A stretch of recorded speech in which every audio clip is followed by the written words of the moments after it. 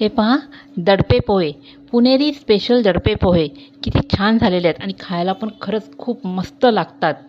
मी हे दडपे पोहे प्रथमच बनवलेले आहेत. नमस्कार, मी सुजाता सावंत. इथे मी पोहे घेतलेले आहेत. त्या पोह्यांमध्ये पाणी शिंपडून त्याला चांगलं भिजवलेले आहे पोह्यांना. बघा, पोहे एकदम सुट्टे सुट्टे झालेले आहेत आणि पाणीही त्याच्यामध्ये मुरलेलं आहे. आता आपण त्यामध्ये चिरलेला कांदा टाकायचा आहे, तोही कच्चा कांदा. त्यानंतर कोथिंबीर टाकायची आहे व त्याच्यावर ओलं खोबरं टाकायचं आहे. जरा जास्त टाकलं तर खूपच छान टेस्ट लागते. आता त्यामध्ये एक लिंबू पिळायचं आहे.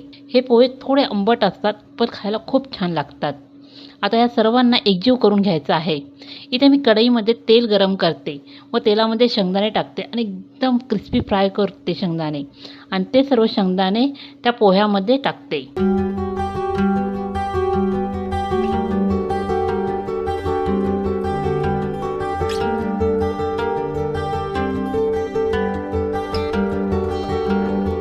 परत त्याच कढईमध्ये जिरे, मोहरी, कढीपत्ता, मिरची त्यामध्ये टाकायची आहे आणि याला चांगलं मस्त फ्राय करायचं आहे. इथे पोह्यांमध्ये मी साखर टाकते. चवीनुसार मीठ टाकायचं आहे. तुम्ही तुमच्या चवीनुसार मीठ टाका व ती सर्व फोडणी पोह्यांमध्ये टाकायची आहे. तेल गरम आहे तर आपण पहिला चमच्याने त्याला चांगलं मस्तपैकी एकजीव करून घ्यायचं आहे. मग नंतर मी हाताने एकजीव करून घेतलं. बघा, आपले पुणेरी पोहे आहेत ते तयार झालेले आहेत.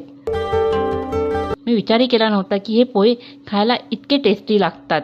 तुम्ही ही रेसिपी ट्राय करून बघा. धन्यवाद माझा हा व्हिडिओ बघण्यासाठी. अशाच रेसिपीसाठी लाईक करा, सबस्क्राईब करा माझ्या सुजाता सावंत रेसिपी या चॅनलला आणि इंस्टाग्राम, फेसबुक यावरही मला फॉलो करा. धन्यवाद.